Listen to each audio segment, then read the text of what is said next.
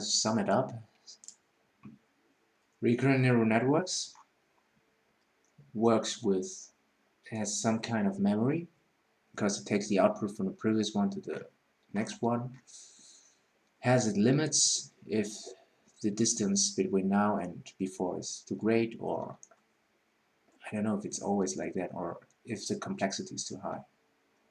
I don't know if that's really the distance, just the distance, or also means the complexity. We have problems.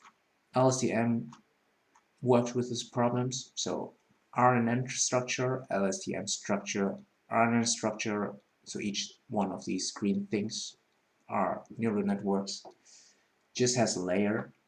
These LSTM structures has 4 layers, which the idea is on this called cell state, you have your kind of, it's kind of your experience, or the meaning in general, if we keep this language example. So I think this is a good example. So the ability to get the meaning of the sentence is here. And there, yeah, you have gates to decide which information you add in or which information left out to form your new experience, or actually to decide if you go further in the sentence. I don't know if really if you want to translate a sentence, if you go element by element, or if you do it the other way around, because I think you have to look first at the whole sentence somehow and not go each word by word from left to right. And yeah, so decide and how you decide what to put into this cell state, they call it cell state, and what to forget is here, or is adjusted by so-called gates. First gate is the forgetting gate, second gate is the update gate. So forgetting gate, you decide what information is not important to you anymore. For example, if you have this, it will keep this language example. So if you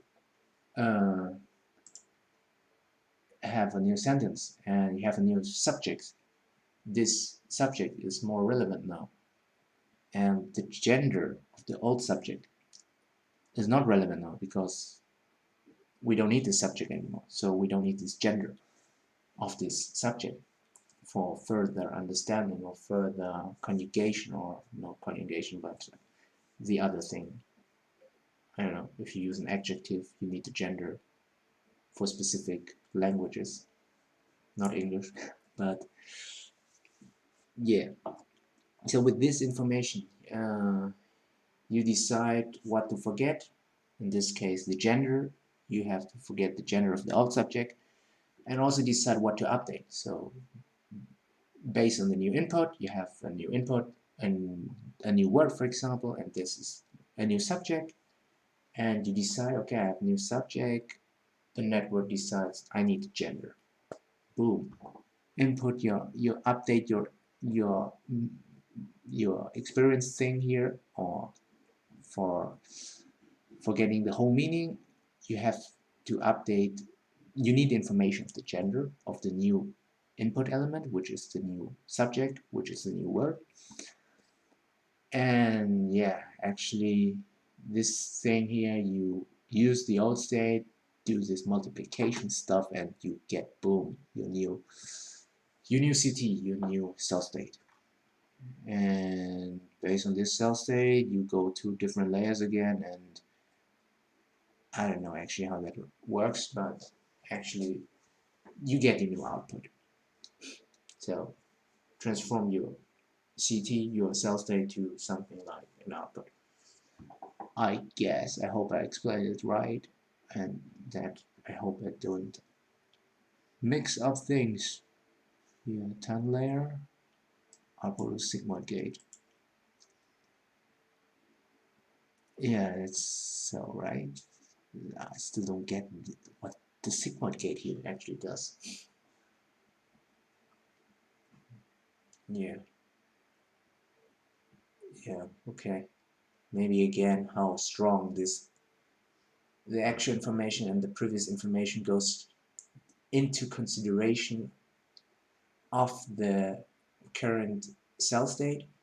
The current cell state we build up, or the decisions how to transform the cell state we already did here. And these are combined together and you get a new output. Different variants, yeah. Just think the author of this article just wanted to show what is possible and that there is not only one LSTM network, there are many combinations of this.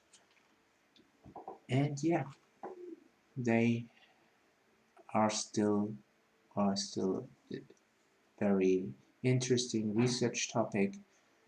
Yeah, and this idea of the attention map is really interesting. So let the network decides where to focus on this whole thing of information. I don't know, the whole sentence. Or he uses the example of a sentence or a caption in an image. Do you need the image? Does the image give you information how to interpret the sentence so that you just don't look at the sentence and try to get the meaning of just the sentence, but also use other information of the picture in this example. So actually tell the network how should it actually, at what stuff should it put its attention to, where, what is necessary, or what gives me more value if I consider other types of information which is not um, clearly, so that the network is able to learn this and use it for the advantage of the modeling. Yeah, all in all, very interesting article. Hope you get yeah, an idea how LSTM networks works now. Yeah, thanks for watching and see you soon.